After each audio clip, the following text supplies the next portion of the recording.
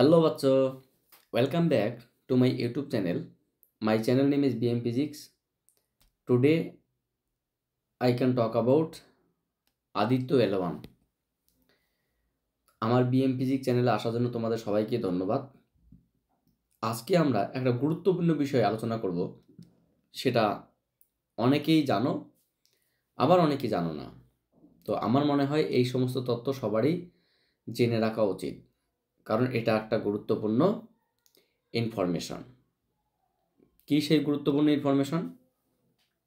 গুরুত্বপূর্ণ ইনফরমেশন হলো আমাদের ভারতবর্ষের ইসরো সংস্থা থেকে একটা আদিত্য এল ওয়ান, যেটাকে সূর্য মিশন বলা যেতে পারে, এটা ভারতবর্ষের প্রথম মিশন অবশ্য সূর্যের দিকে, সেই সম্পর্কিত কিছু তথ্য, কবে হয়েছিল, কোথা থেকে হয়েছিল, কে এর চেয়ারম্যান, এই মিশনটার ওজন কত, কে নিয়ে গেছে, এই মিশনের উদ্দেশ্য কি, কতদিন এর তোমার হচ্ছে গিয়ে কার্যকলাপ চলবে এবং এর মেইন উদ্দেশ্য কি, কেন এটাকে আমরা করেছি আর কি।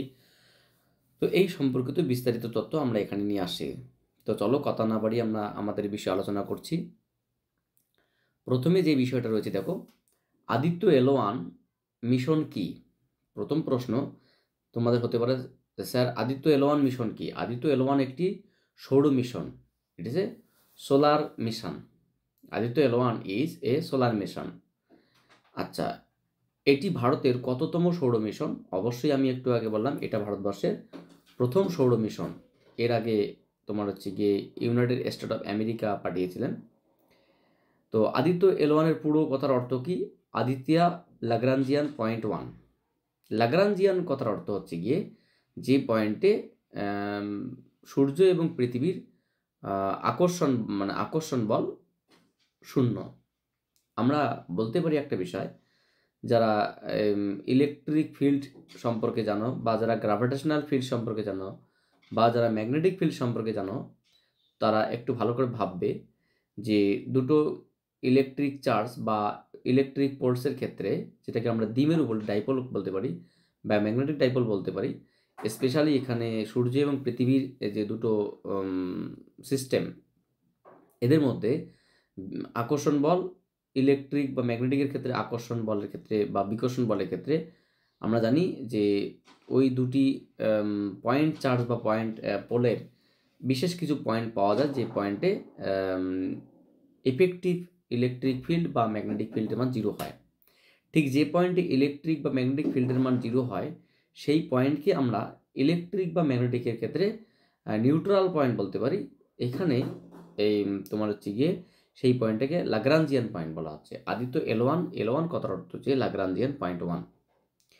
তো আদিত্য শব্দের অর্থ কি? আদিত্য শব্দের অর্থ সূর্য, আমরা প্রত্যেকেই জানি। আদিত্য এল ওয়ান মিশনটি লঞ্চ কবে করা হয়? এটা অবশ্যই 2023 সালের 2রা সেপ্টেম্বর তারিখে সকাল 11:50 আদিত্য এল ওয়ান মিশনটি, সূর্য মিশন, প্রথম করা হয়। কোথা থেকে করা হয় না, অন্ধ্রপ্রদেশের শ্রীহরিকোটা সতীশ ধাওয়ান মহাকাশ কেন্দ্র থেকে বা স্পেস সেন্টার থেকে। এই কোথা থেকে এই মিশনটি লঞ্চ করা হয়? যা অন্ধ্রপ্রদেশের শ্রীহরিকোটা সতীশ ধাওয়ান মহাকাশ কেন্দ্র থেকে। আদিত্য এল ওয়ান মিশনটি বাজেট কত? অবশ্যই খুব বেশি হয়নি, এটা ভারতীয় মুদ্রায় মাত্র 400 কোটি টাকা, এবং অন্য ফরেন কান্ট্রিতে এটা কিন্তু অনেক বেশি হয়। তো আদিত্য এল ওয়ান মিশনের বাজেট মাত্র 400 কোটি টাকা। কোন সংস্থা এই মিশনটি পরিচালনা করছে? অবশ্যই ISRO, Indian space research organisation. আমরা এই বিভিন্ন দেশের যে বলতে গেলে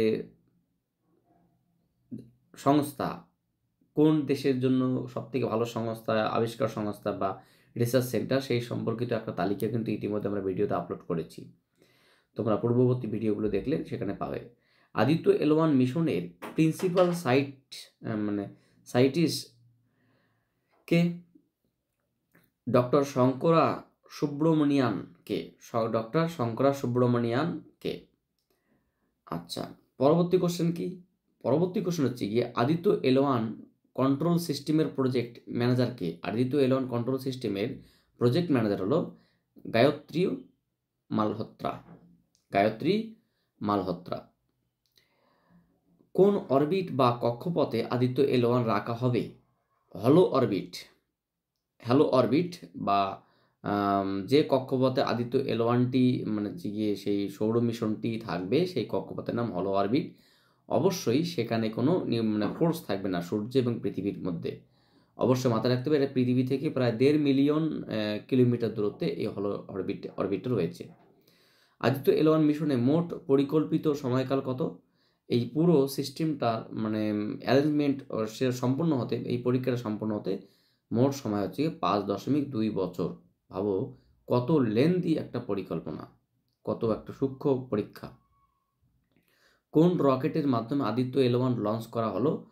পিএসএলভি C57 পিএসএলভি C57 লঞ্চের রকেটের মাধ্যমে তোমার আদিত্য এল1কে লঞ্চ করা হলো। পিএসএলভি এর পুরো কথার অর্থ কি? Polar satellite launch vehicle. Polar satellite launch vehicle মানে পিএসএলভি এর পুরো কথার অর্থ। লাগরাঞ্জ পয়েন্ট পর্যন্ত পৌঁছতে কতদিন সময় লাগবে? 125 দিন সময় লাগবে। লাগরাঞ্জ পয়েন্ট পৌঁছতে সময় লাগে 125 দিন, মানে প্রায় 4 মাসের একটু বেশি। তো ইতিমধ্যে সেই টাইমটা সম্পন্ন হয়ে গেছে। ভালো করে দেখো, সেপ্টেম্বর মাসের 2রা সেপ্টেম্বর থেকে অক্টোবর, নভেম্বর, ডিসেম্বর, জানুয়ারি, সেখানে তোমার হচ্ছে কি এই সময়টা কিন্তু হয়ে গেছে। মোটামুটি এই 3-4 দিন হলো এটা ওই লাগরাঞ্জ পয়েন্টে পৌঁছে গেছে। পৃথিবী থেকে কত দূরত্বে লাগরাঞ্জ পয়েন্ট অবস্থিত? 1.5 মিলিয়ন কিলোমিটার দূরত্বে। 1.5 মিলিয়ন কিলোমিটার দূরত্বে। আরও ভালো করে বললে বোঝা যেতে পারে যে সূর্য থেকে প্রায় মানে সূর্য থেকে এই লাগরাঞ্জ পয়েন্ট পৃথিবী থেকে 1.5 মিলিয়ন কিলোমিটার, সূর্য থেকে প্রায় 1 লক্ষ কিলোমিটার দূরত্বে রয়েছে। এখানে 1 লক্ষ কিলোমিটার দেখে তোমাদের খুব একটা অবাক হওয়ার কারণ নেই, কারণ সূর্য এবং পৃথিবীর মাঝখানের দূরত্ব কিন্তু 15 করোড় কিলোমিটার, সেখানে 1 লক্ষ কিলোমিটার কিছুই না। আচ্ছা, আদিত্য এল1কে এই লাগরাঞ্জ পয়েন্টেই রাখার কারণ কি? আমি তো বললাম লাগরাঞ্জ পয়েন্টে কোনো রকম মানে সূর্য বা পৃথিবীর ক্ষেত্রে কোনো আকর্ষণ বল থাকে না, বা সেই পয়েন্টে আকর্ষণ বলের মান শূন্য। কোনো রকম বাধা ছাড়াই সূর্যকে পর্যবেক্ষণ করা যাবে। আদিত্য এল1 এই লাগরাঞ্জ পয়েন্টে রাখার উদ্দেশ্য হচ্ছে কোনো বাধা ছাড়া সূর্য এখানে পর্যবেক্ষণ। এখানে মাথায় রাখতে হবে যে এই যে আমরা আদিত্য এল1 বলছি লাগরাঞ্জ পয়েন্ট, এরকম কিন্তু লাগরাঞ্জ পয়েন্ট এখনো পর্যন্ত 5টি আবিষ্কার হয়েছে। যাই হোক, আদিত্য এল1 মিশনের প্রধান উদ্দেশ্য কি? সূর্যের করোনা অংশে, করোনা বলতে সেন্টার মানে একদম কোর অংশে, সূর্যের করোনা অংশের গতিবিধি মানে একদম কোরের গতিবিধি কি, সেখানে সৌরঝড় কি, মহাকাশ এবং পৃথিবীতে তার প্রভাব সম্পর্কে তথ্য সংগ্রহ করা, মানে সেখানে কিভাবে ফটোস্ফিয়ার থেকে আলো পৃথিবীতে আসে এবং সেখানে সেখানকার সমস্ত কিছু মানে গতিবিধি লক্ষ্য করা এবং সেই সমস্ত তথ্য মানে ছবি তুলে পৃথিবীতে পাঠানো। মাথায় রাখতে হবে পার ডে প্রায় এটি প্রায় মানে 1400+ ফটো মানে পিকচার ক্যাপচার করতে পারে। মানে এমন এখানে ক্যামেরা বসানো হয়েছে যে প্রতিদিন মনে করলে সে 1400+ পিকচার মানে পৃথিবীতে পাঠাতে পারে। এই মিশনে কতগুলি প্রধান বৈজ্ঞানিক যন্ত্রসমূহের বা পেলোডস এর নাম কি? সে 7টি। এই মিশনে কতগুলি মানে প্রধান বৈজ্ঞানিক যন্ত্রসমূহ বা পেলোডস রয়েছে? অবশ্যই 7টি। সেই যন্ত্রগুলি হচ্ছে কি তোমার ভেলক, VELC ভেলক, সুইট, অ্যাপেক্স মানে পাপা, সোলেক্স মানে হেল 10S এবং ম্যাগনেটোমিটার।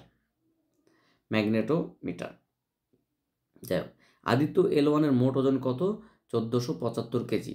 আদিত্য এল1 এর ওজন কত? 1475 কেজি। কেবল যন্ত্রপাতি বা পেলোডের ওজন কত? কেবল মানে যন্ত্রপাতি বা পেলোডের ওজন কত? যে যন্ত্রপাতিগুলো ছিল পেলোড চলে 7টা ছিল, তাদের ওজনই 244 কেজি।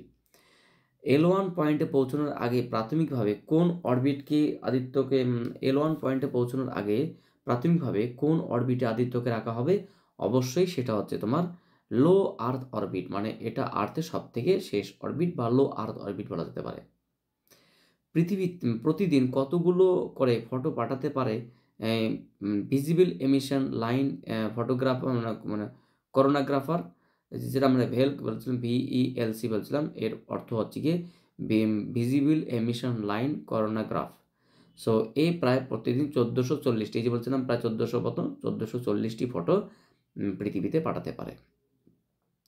কবে প্রথম আদিত্য L1 এর ধারণা গঠন করা হয়েছিল? 2008 সালে। 2008 সালে আদিত্য L1 এর ধারণা প্রথম গঠন করা হয়েছিল। আচ্ছা, এরপরে কি আছে? না, এরপরে রয়েছে আম কোন গতিবিজ্ঞান মানে কোন গণিতবিদ্যার অনুসারে, কোন গণিতবিদ্যার নাম অনুসারে লাগরাঞ্জ পয়েন্টের নাম করা হয়েছে জে এল লাগরাঞ্জিয়ান। মানে আমরা এটা গ্রাজুয়েশনে পড়তাম, লাগরাঞ্জিয়ান বলে একটা সমীকরণ, খুব ডেঞ্জার সমীকরণ। সো জোসেফ লুইস লাগরাঞ্জ এর বিজ্ঞানীর নাম অনুসারে এই লাগরাঞ্জিয়ান পয়েন্টগুলো করা হয়েছে, কারণ এই লাগরাঞ্জিয়ান পয়েন্টগুলো ওখান থেকেই মানে ওই ক্যালকুলেশন থেকেই পাওয়া যায়। পৃথিবী ও সূর্যের মধ্যে কতগুলি লাগরাঞ্জ পয়েন্ট রয়েছে? 5টি, যেটা আমি এক্ষুনি বলছিলাম। পৃথিবী এবং সূর্যের মাঝখানে মানে লাগরাঞ্জ পয়েন্ট রয়েছে মোট 5টি। কোন সালে লাগরাঞ্জ পয়েন্ট আবিষ্কৃত হয়েছিল? 1972 সালে। বিজ্ঞানী লাগরাঞ্জিয়ান প্রথম 1972 সালে এই সূর্য এবং পৃথিবীর মাঝখানে এরকম 7টি মানে 5টি লাগরাঞ্জ পয়েন্ট সম্পর্কে মানে উনি লাগরাঞ্জিয়ান সম্পর্কে ধারণা দিয়েছিলেন, এবং পরবর্তীকালে পরীক্ষা নিরীক্ষা করে এই 5টি লাগরাঞ্জ পয়েন্ট সম্পর্কে জানা যায়। তো যাই হোক, আশা করি তোমরা প্রত্যেকেই বুঝতে পারছো বিষয়গুলো। এগুলো সম্পর্কে বিস্তারিত আরও যদি কোনো সমস্যা থাকে তোমরা সেগুলো বলবে, আমি তোমাদেরকে সেই তথ্য সম্পর্কিত কিছু আলোচনা করব। So thank you for watching my video and wait for my next class.